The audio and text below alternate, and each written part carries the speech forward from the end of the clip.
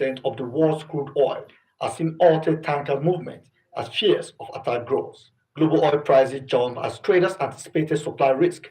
Brent crude rose more than 6% to over $77 a barrel, briefly hitting above $82 a barrel, its highest level in months, while investors turned to safe haven assets like gold for protection. Meanwhile, major stock markets in Asia, Europe, and the United States fell sharply amid rising uncertainty, and currency traders drove the US dollar higher due to risk averse sentiment.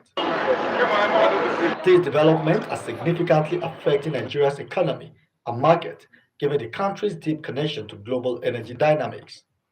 Africa's leading oil exporters stand at a crossroad, with rising crude prices linked to tensions in the Middle East. Analysts believe higher oil prices could lead to considerable fiscal and foreign exchange advantages, since crude contributes over 85% of Nigeria's export earnings and roughly half of government revenue. In the short term, increased oil revenue may enhance Nigeria's foreign exchange reserve and strengthen the naira, providing some relief to importers and the government. However, economists and energy experts warn of potential downsides. Nigeria still imports a large amount of crude feedstock and refined product. Any sustained rise in global prices, especially above $90 per barrel, could lead to higher fuel prices at the pump and increased transport and food costs for ordinary Nigerians.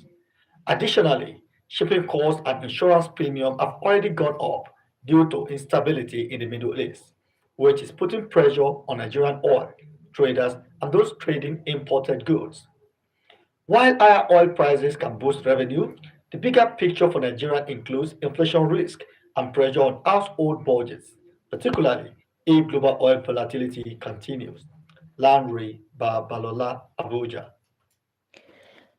And former Nigerian President Olusegun Obasanjo has commended Nigeria for securing the hosting rights for the fifth edition of the Intra-African Trade Fair 2027, describing the development as a major milestone for both the country and the African continent. He made the remark in Lagos during the signing of the host country agreement for the Continental Trade event at the Wole Soyinka Center for Arts and Culture. The trade fair, which is scheduled for November 5th to November 11th, 2027, is organized under the framework of the African Continental Free Trade and is expected to serve as a major platform for boosting intra-African trade by bringing together governments, businesses, investors, and innovators from across the continent. At the signing of the host country agreement of the fifth edition of the Intra-African Trade Fair 2027, former Nigerian President Olusegun Obasanjo said the initiative will help reduce Africa's dependence on raw materials export and promote value addition. Bringing IATF 2027 to Lagos also has historic relevance, because this is where African leaders signed the Lagos Plan of Action for the Economic Development of Africa, 1980 to 2000, which sought to reduce reliance on raw material extraction, promote industrialization and global equality and equity in trade relations, and increase Africa's self-sufficiency and self-reliance. In just 4 editions, the Intra-African Trade Fair has generated more than $167 billion in trade and investment deals. As we prepare for IATF 2027 in Nigeria, Nigeria is proud to be the first AfCFTA state party to complete its 5-year implementation review in 2025, an obligation under the agreement, and we have a comprehensive understanding of the reforms, investments, and institutional practices required to fully realize the promise of the AfCFTA. Governor Babajide Sanwo-Olu says Lagos aims not only to surpass the transaction levels recorded at previous editions of the fair, but also to create a vibrant marketplace. Lagos is not just a commercial economic nerve center of our country, it's the entertainment capital of Africa. You will see a Canex that you've never seen before, and come the big one, IATF 2027, we will ensure that not only do we put our best foot forward, we will not disappoint all of you. Organizers say the 2027 edition is expected to attract thousands of participants from across Africa and in the diaspora. Amarachi Amushi, Lagos. Anti-security matters Governor of Benue State, Hyacinth Alia, has declared total war on insecurity and vowed to restore lasting peace across the state. The governor made the declaration while receiving a briefing on the successful deployment and reinforcement of security personnel in troubled areas in Kwande local government area and other affected local government areas. In a statement issued by his technical advisor on media, publicity, and strategic communication, Solomon Opev, Governor Alia commended security agencies for their continued efforts to restore calm to affected communities. He stressed that those responsible for acts of violence and insecurity must be brought to justice, noting that the latest deployment of additional security personnel marks the beginning of a decisive clampdown on criminal elements. And the troops of the Chief of Army Staff Special Intervention Battalion 7, working with the 8th Division Strike Team under the Joint Task Force Northwest Operation Fansanyama, have recorded a major success against terrorists in Kadam Forest, Tangaza local government area of Sokoto State. In a statement by the Acting Deputy Director of Army Public Relations, 8th Division, Nigerian Army, the operation followed credible intelligence that over 100 terrorists linked to the Lakurawa group had gathered in the forests to plan attacks and kidnappings on nearby communities. Troops swiftly mobilized and engaged the terrorists, leading to a fierce gun battle. During the operation, 3 terrorists were confirmed killed, while others escaped with gunshot wounds. Security forces also recovered 1 PKT machine gun, 2 AK-47 rifles, 350 rounds of PKT ammunition, 111 rounds of 7.62 special ammunition, 3 magazines, 2 radios, 3 motorcycles, and a mobile phone. The Army says follow-up operations are ongoing to track fleeing terrorists and recover additional weapons. You are listening to the News Desk on Ray Power 100.5 FM. In the news, petrol prices surge in Nigeria as Middle East crisis persists. Obasanjo commends Nigeria for securing hosting rights for 2027 Intra-African Trade Fair. And still to come, Madagascar military leader dissolves government, and Thailand orders energy conservation amid Middle East conflicts, plus business, entertainment, sports, and weather. Please stay with us.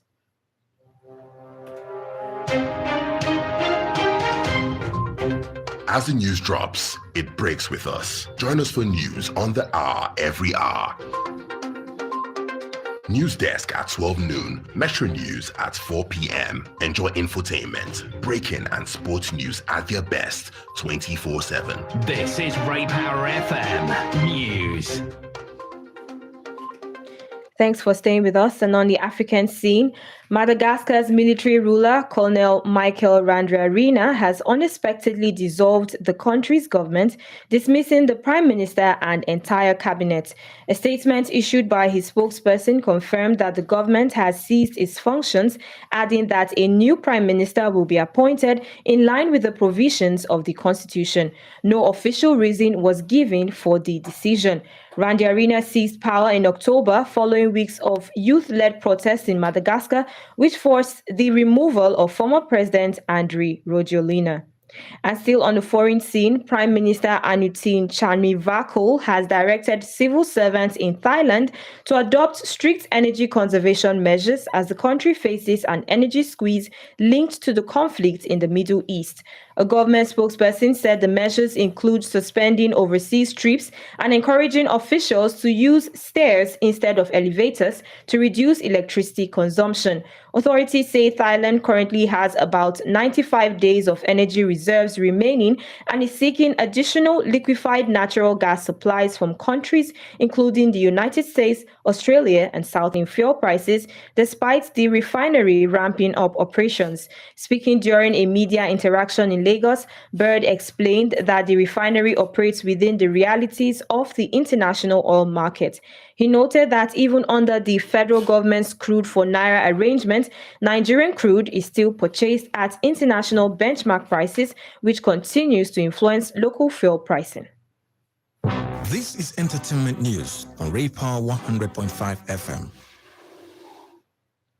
Controversial Nigerian singer Portable has mocked comedian Kata Efe ahead of their celebrity boxing bout scheduled for May 1st in Lagos. In a video circulating online, Portable dismissed Kata Efe's preparation and also taunted his training partner, singer Small Doctor. Speaking in Pidgin, Portable claimed he had previously defeated Small Doctor in a physical confrontation and insisted that no amount of training would prevent Kata Efe from losing when they met in the ring. Ray Power Sport. The Super Eagles have expressed sadness over the death of former head coach Festus Onigbinde, who led Nigeria to the 2002 FIFA World Cup, passed away yesterday at the age of 88, shortly after celebrating his birthday on the 5th of March. In a tribute posted on social media platform X, the Super Eagles praised Onigbinde's contribution to Nigerian football and honored his legacy in the sport. Meanwhile, UEFA has raised concerns about the possible impact of the new financial rules introduced by the Premier League. Under the new system known as the squad cost ratio, clubs will be allowed to spend up to 85% of their income on players' costs, although certain conditions could allow spending to reach as high as 115%. Ray Power weather. This afternoon, hot and hazy conditions are expected across most parts of the country. North and north-central regions will experience moderate dust haze and sunny skies, while the southern region will see partly cloudy skies with a slight chance of isolated thunderstorms later in the day. You've been listening to the news desk on Ray Power 100.5 FM. To end the news, here is our last line. A popular quote says, "The one who falls and gets up is stronger than the one who never tried." And that's it for the news desk. I am Idimachi Ikechukwu. You can now watch and listen to us online and also subscribe to our YouTube channel at Ray Power 100.5 FM Abuja. News on the hour comes up at 1 p.m. Good afternoon.